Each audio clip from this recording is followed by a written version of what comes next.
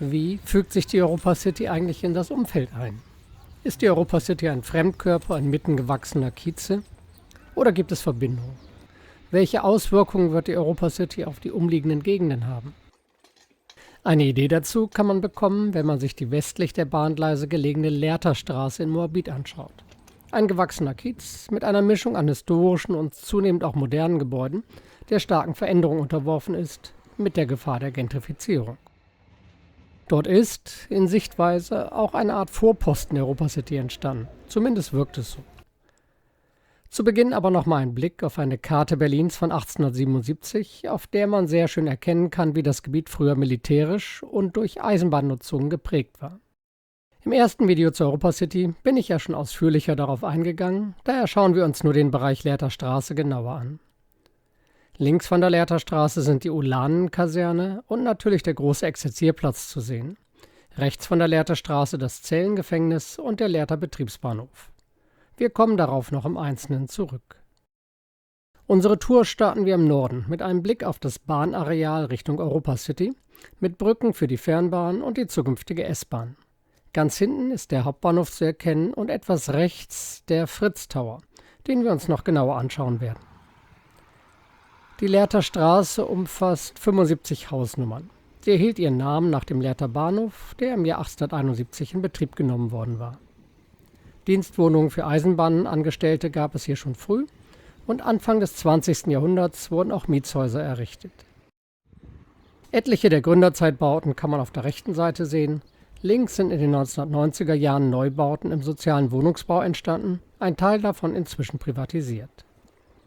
Zu Mauerzeiten befand sich die Straße in Randlage, mit Wohn- und Gewerberaum mit sehr günstigen Mieten, allerdings oft in schlechtem, unsanierten Zustand. Es gab aber auch schon immer nachbarschaftlichen Zusammenhalt und Initiativen. Schon ab den 60er Jahren war Clara Franke aktiv, quasi die Mutter des Kiezes.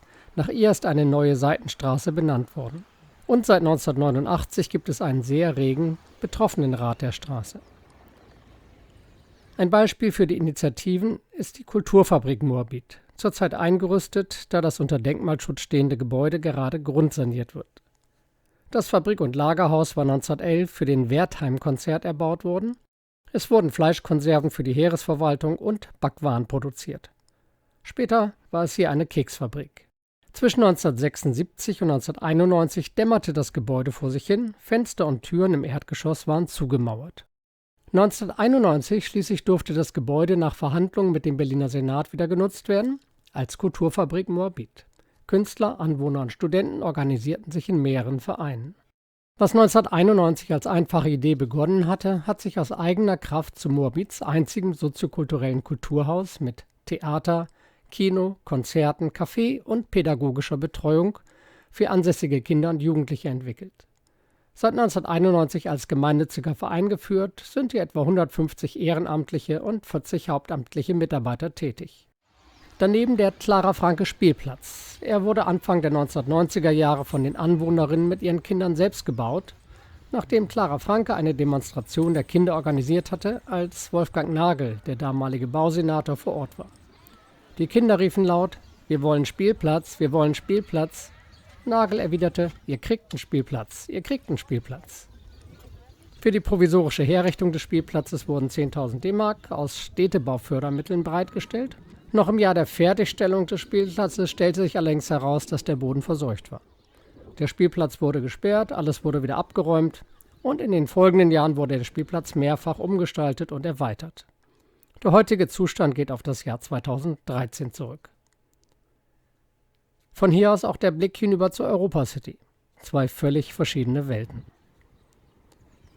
Weiter geht es mit einem Abstecher in die Kruppstraße. In dem Bereich Lehrterstraße und Kruppstraße wurden 1896 bis 1898 das Königliche Korps Bekleidungsamt zu Berlin errichtet.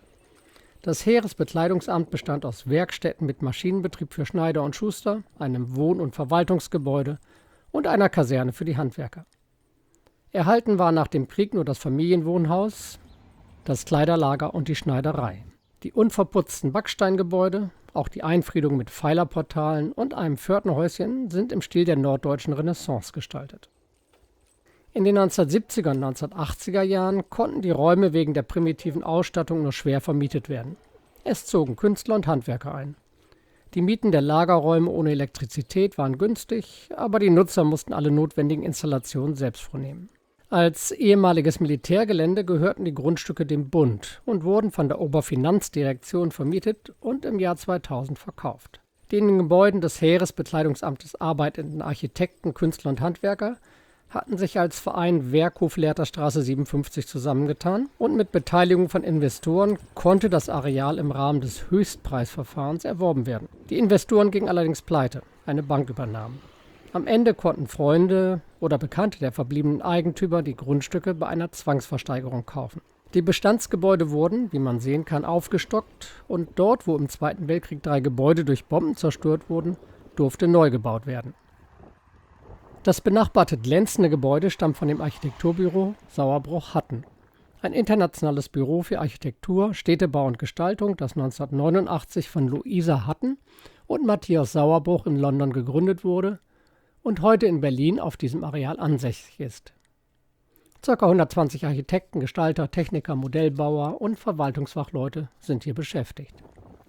Matthias Sauerbruch ist unter anderem Gründungsmitglied der Deutschen Gesellschaft für nachhaltiges Bauen.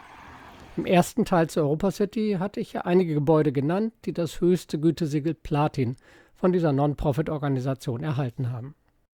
Das viergeschossige Wohn- und Atelierhaus für insgesamt 10 Parteien vor uns ist für eine private Baugruppe errichtet worden und wird als Haus 6 bezeichnet. Die Anwohner nennen es liebevoll Blechkiste. Aus dem Jahre 2008 stammt das Ateliergebäude der Künstlerin Katharina Große, über die ich ja schon im zweiten Video ausführlicher gesprochen habe. Erbaut wurde es nach Plänen der Architekten Augustin und Frank aus Kreuzberg. Im Innern des Gebäudes sind 2 5,60 Meter hohe Räume übereinander angeordnet und beinhalten ein Lager und das darüber liegende große Atelier. Die Ausmaße des Gebäudes sind dem Denkmalschutz geschuldet, ebenso der Erhalt der Grundmauer. Wie schon geschildert, benötigt die Künstlerin für ihre großformatigen Arbeiten viel Tageslicht und viel Fläche. Da sie für ihre Bilder Farben über Wandflächen, Böden, Fensteröffnungen und Decke hinwegsprüht, sind die Wände im Atelierinneren aus Gipskarton hergestellt. Sie lassen sich bearbeiten, benageln und jederzeit erneuern. Wie so oft sind die Meinungen zu dem Gebäude geteilt. Während einige begeistert sind, nennen die Anwohner es zumeist Bunker. Weiter geht es durch die Lehrterstraße. Rechts ist ein zweiter, dezenterer Neubau in Grautönen von Sauerbruch-Hatten zu sehen. Ebenfalls von diesem Büro stammt der Masterplan für das Areal mit 23 6- bis 8-geschossigen Stadthäusern auf der linken Seite, realisiert von der Groth-Gruppe, die dem Projekt den Namen Mittenmang gegeben hat. In den Gebäuden zur Lehrterstraße befinden sich 266 Eigentumswohnungen, die alle sehr schnell verkauft waren. Zu der zentralen Lage angemessenen Kaufpreisen von 4.000 bis 6.000 Euro pro Quadratmeter. Im Prospekt heißt es, Offenheit trifft auf Rückzugsräume. Für dieses Ziel wurde in Mittenmang auf die vielerorts typische Blockstruktur verzichtet. Stattdessen wurde Wert auf freistehende, optimal ausgerichtete Gebäude gelegt. So fügt sich Mittenmang nahtlos in die heterogene, offene Bebauung der Lehrterstraße ein. Wie seine Umgebung ist auch Mittenmang selbst nicht aus einem Guss und doch in sich stimmig. 8 Architekturbüros haben die Häuser individuell entworfen und verhelfen Mittenmang so zu seinem vielfältigen Charakter. Mittendrin steht als Wahrzeichen des Quartiers der sogenannte Fritz Tower, ein 18 Stockwerke hoher Wohnturm, 2020 fertiggestellt. Die 266 Mikro-Apartments waren bereits ein Jahr vorher alle verkauft.